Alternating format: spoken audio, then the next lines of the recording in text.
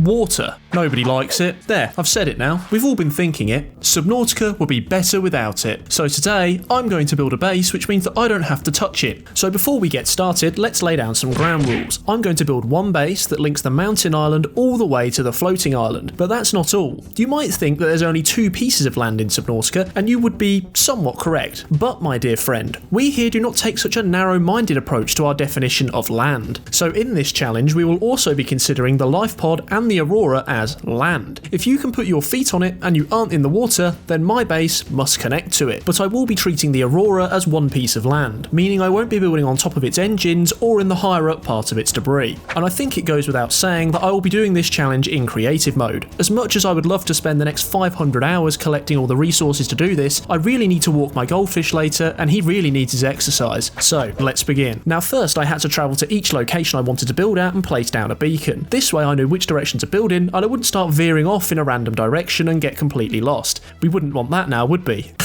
Definitely not. So while this step should have been rather easy considering my expert knowledge of Subnautica, you might be surprised to know that I actually couldn't find one of the islands to start with. I'm not using any console commands to travel between those locations because that would just be lazy, but it would have saved me some time from getting lost in the ocean for a bit, and I might have also accidentally ventured into the dead zone, just a tiny bit. After finally overcoming being geographically challenged, I managed to place 2 beacons successfully on the beaches where I wanted the 2 ends of my base to link, and I also placed down a multi-purpose room on the floating island to be my joining up location. I then had to venture to the Aurora to place down another beacon. Luckily, this location is quite hard to miss, because as you might have noticed, the Aurora is actually quite large. But that doesn't mean we were out of the woods just yet. As you can see, the Aurora is looking positively splendid. There's a little bit of fire, yes, and some exposed metal, but apart from that, she's relatively intact, and it's the ideal location for a summer holiday at this time of year. Before we can complete this challenge, the Aurora is going to have to go a little boom boom. Let's just hope that happens before I manage to connect the 2 islands, otherwise I'm going to be spending a lot of time twiddling my thumbs. So with all the beacons now placed, it was time to set about creating my masterpiece. I decided it would be a good idea to start the build at the Lifepod, considering it was placed somewhat in the middle of my 2 goals. Now initially the plan was to somehow raise the Lifepod out of the water, but after a couple of attempts I quickly realised that its collision box was just absolutely humongous. There was no way I was going to be able to lift this out of the water, so I came up with another plan. Build around the Lifepod and jump from its roof onto the base. That way we still didn't have to touch that disgusting, polluted, irradiated alien water, and I didn't automatically fail my challenge. But even this turned out to be a lot harder than you might expect. As you may remember, the Lifepod's collision box is dummy thick, and no matter how I positioned the building pieces around me, I just couldn't get them close enough to the Lifepod for me to be able to jump to them without falling into the water. I tried a couple of different solutions, such as adding hatches that stuck out from my base, in a hope that I'd be able to jump to them and activate the entry animation while I was falling, but there was absolutely no chance of me being able to reach them. They were just too far away. Was I about to fail my challenge before I'd even started connecting the islands together? But that's when, by a stroke of luck, I highlighted one of the new below zero pieces in the large room. The size of this room allowed me to get so much closer to the Lifepod's collision box, and while not directly attached, it did bring freedom just a couple of inches closer. I then attached a land hatch to the side of this room on top of a foundation, and we were finally in business. All I had to do then was build around the Lifepod to surround it and make it a formal part of the mega base. There was a little bit of jumping involved here, but it did work. It was now time to begin my slow march towards the floating island. Now it was at this point that I realised just how long this was going to take. Call me naive, but I really didn't think it was going to be this slow. I used glass compartments for the build so I could see where I was going and have a nice view when walking around, but that wasn't much consolation when I had to put down more than a few hundred of them. I tried out a few different methods of building, and the most effective seemed to be to build within the tunnel itself, and this was working fine until I realised I had to turn. Now if you've ever built a large base in Subnautica, you will know that the game's grid system is not exactly ideal. Once you've positioned yourself on the grid, you're set in that position, so if you start a new base which is at a slightly different angle, the pieces will never be able to connect, even when using an L-shaped compartment. You also can't build in a diagonal direction without using L-shaped pieces, so I tried to stay in as straight a line as possible. Whenever I needed to change direction, I would have to make a zigzag with corridor pieces to move myself further along. The problem started when I would accidentally place an an L-shaped piece at the wrong angle, which meant I couldn't delete the piece from inside the tunnel as it was not technically connected to the base. But I also couldn't place any other pieces as this one was stuck in the way. Now to start with, I thought I had to go all the way down the long tunnel that I'd built and exit the base in order to delete the floating piece, which was really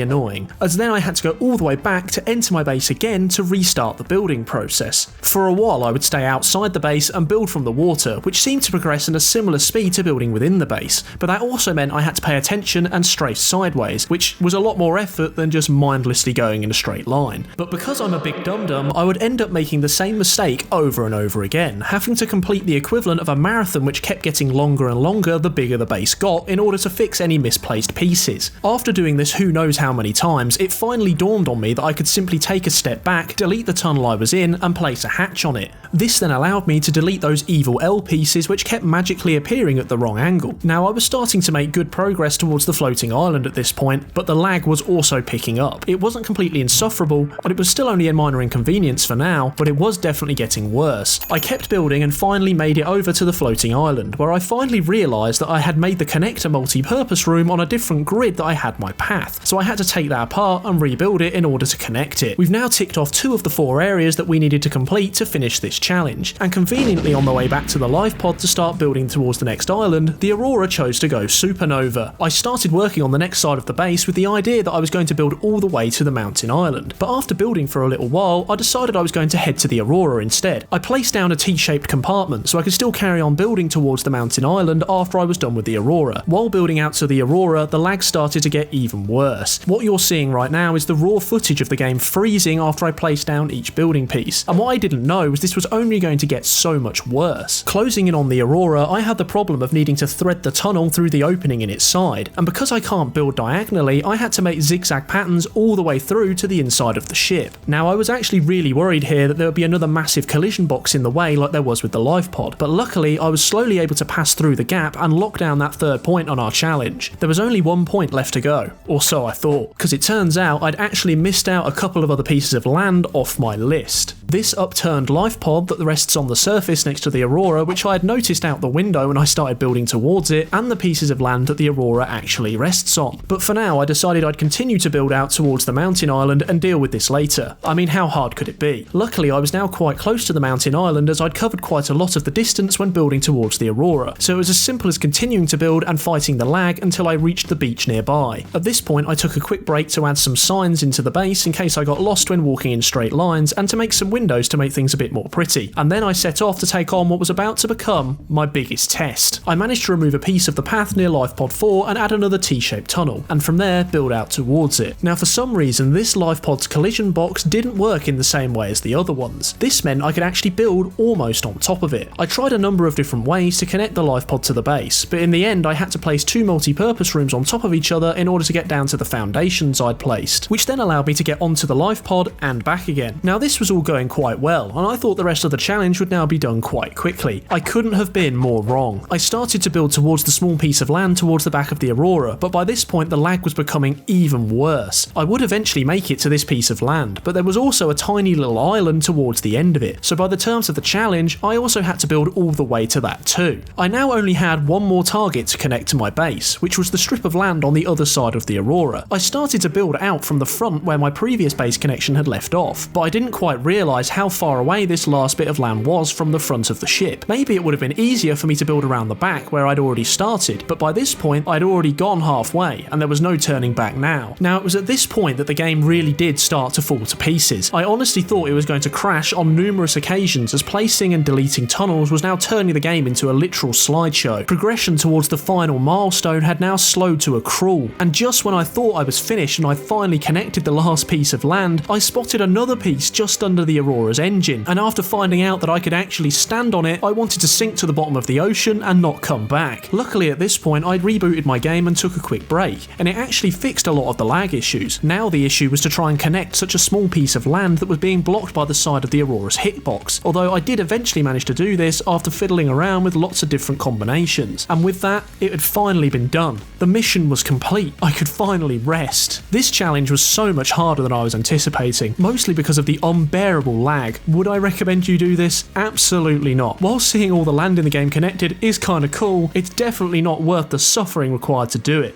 Wait, did I miss something? I think I'm going to go and have a lie down now. Watch this video next or something.